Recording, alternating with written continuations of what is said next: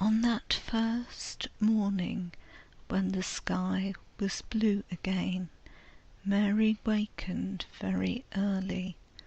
The sun was pouring in slanted rays through the blinds, and there was something so joyous in the sight of it that she jumped out of bed and ran to the window. She drew up the blinds and opened the window itself, and a great waft of fresh, scented air blew in upon her.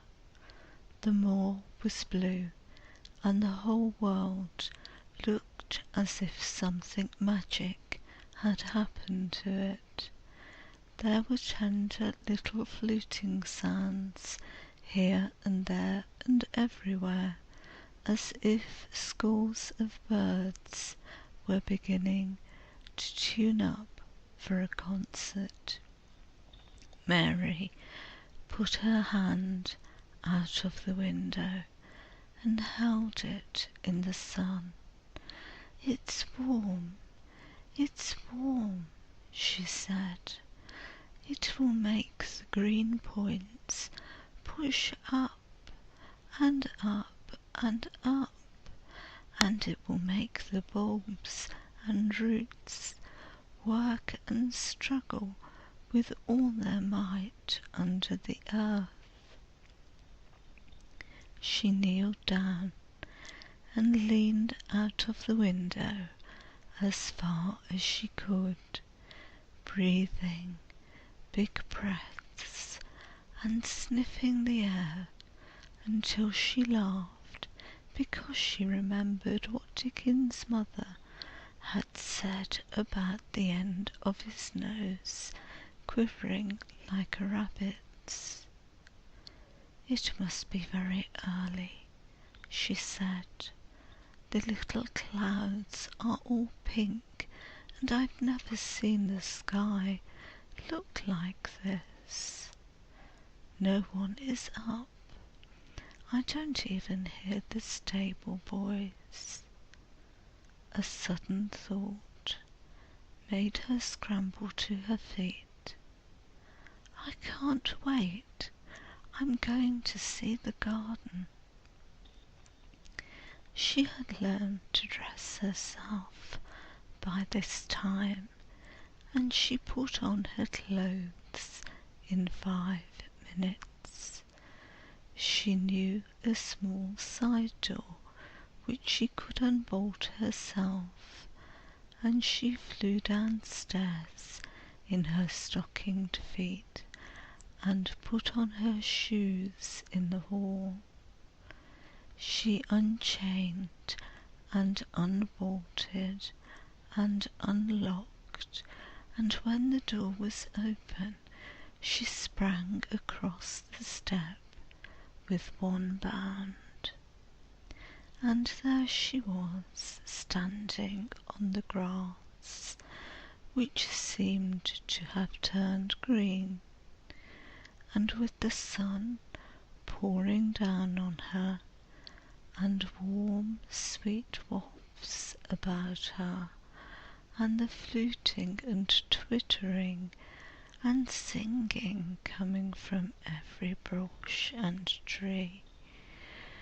She clasped her hands for pure joy and looked up in the sky, and it was so blue and pink and pearly and white and flooded with springtime light that she felt as if she must flute and sing aloud herself, and knew that the thrushes and robins and skylarks could not possibly help it. She ran around the shrubs and paths toward the secret garden. "It is all different already," she said. "The grass is greener, and things are sticking up everywhere, and things are uncurling, and green buds of leaves are showing.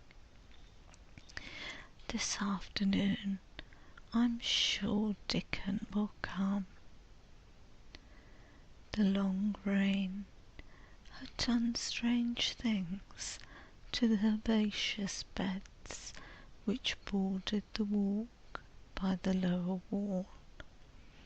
There were things sprouting and pushing out from the roots and clumps of plants, and there were actually here and there glimpses of royal blue and yellow unfurling among the stems of crocuses. 6 months before, Mistress Mary would not have seen how the world was waking up, but now she missed nothing. When she had reached the place where the door hid itself under the ivy, she was startled by a curious loud sound. It was the caw of a crow, and it came from the top of the wall, and when she looked up, there sat a big, glossy plumaged blue-back bird, looking down at her very wisely indeed. She had never seen a crow so close before, and he made her a little nervous, but the next moment he spread his wings and flapped away across the garden. She hoped he was not going to stay inside, and she pushed the door open, wondering if he would.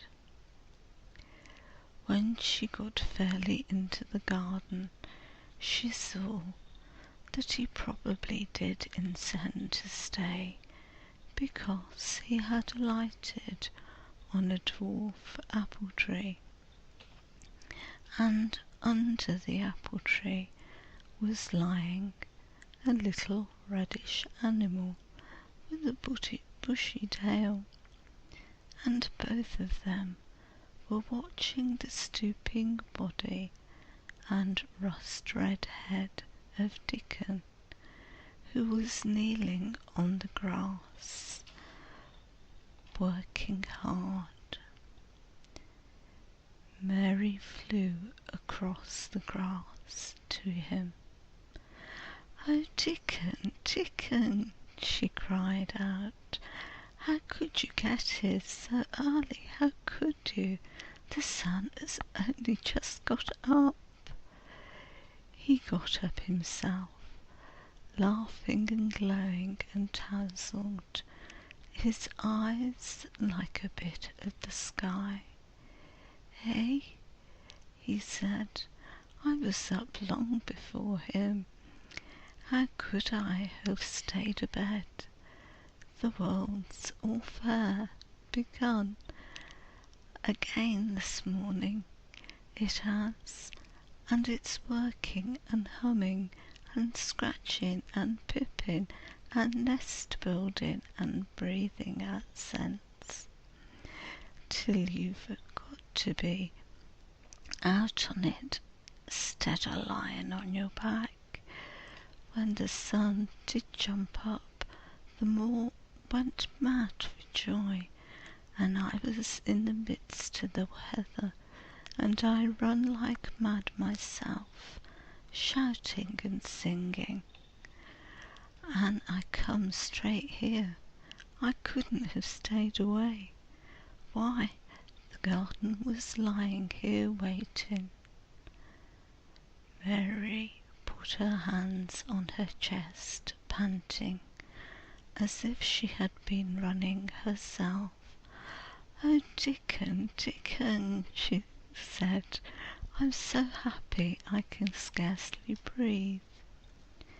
Seeing him talking to a stranger, the little bushy-tailed animal rose from its place under the tree and came to him, and the rook, cawing once, flew down from its branch and settled quietly on his shoulder. "This is the little fox cub," he said, rubbing the little reddish animal's head. "It's named Captain, and this here's Soot. Soot, he flew across the moor with me and Captain. He runs same as if the hounds had been after him. They both felt same as I did." Neither of the creatures looked as if they were the least afraid of Mary. When Dickon began to walk about, Soot stayed on his shoulder, and Captain trotted quietly close to his side. "See here," said Dickon. "See how these was pushed up, and these, and look at his here." He threw himself upon his knees, and Mary went down beside him. They had come upon a whole clump of crocuses burst into purple and orange and gold. Mary bent her face down and kissed them.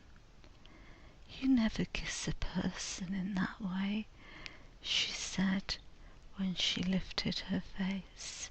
"Flowers are so different." He looked puzzled, but smiled. "Eh?" he said. "I've kissed Mother many a time that way, when I come in from the moor after a day's roaming, and she stood there at the door in the sun, looking so glad and uncomfortable."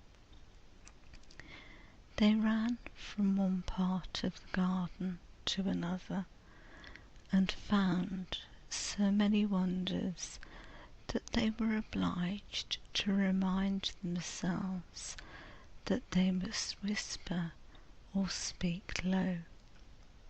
He showed her swelling leaf buds on rose branches which had seemed dead. He showed her 10,000 new green points pushing through the mould. They put their eager young noses close to the earth and sniffed its warm springtime breathing. They dug and pulled and laughed low with rapture until Mistress Mary's hair was as tumbled as Dickon's, and her cheeks were almost as poppy red as his. There was every joy on earth in the secret garden that morning, and in the midst of them came a delight more delightful than all, because it was more wonderful. Swiftly something flew across the wall and darted through the trees to a close-grown corner.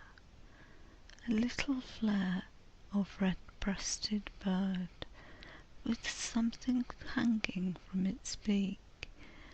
Dickon stood quite still and put his hand on Mary, almost as if they had suddenly found themselves laughing in a church. "We munnot stir," he whispered in broad Yorkshire. "We munnot scarce breathe." I knowed he was mate hunting when I seed him last. it's Ben Weatherstaff's robin. He's building his nest. He'll stay here if us don't flight him. They settled down softly upon the grass and sat there without moving. Us mustn't seem as if us was watching him too close, said Dickon. He'd be out with us for good if he got the notion us was interfering now. He'd be a good bit different till all this is over. He's setting up housekeeping. He'll be shyer and readier to take things ill. He's got no time for visiting and gossiping. Us must keep a bit and try to look as if us was grass and trees and bushes. Then when he's got used to seeing us, I'll chirp a bit and he'll know us'll not be in the way. Mistress Mary was not at all sure that she knew, as Dickon seemed to know, how to try to look like grass and trees and bushes, but he had said the queer thing as if it were the simplest and most natural thing in the world, and she felt it must be quite easy to him, and indeed she watched him for a few minutes carefully, wondering if it was possible for him to quietly turn green and put out branches and leaves. But he only sat wonderfully still, and when he spoke, dropped his voice to such a softness that it was curious that she could hear him, but she could.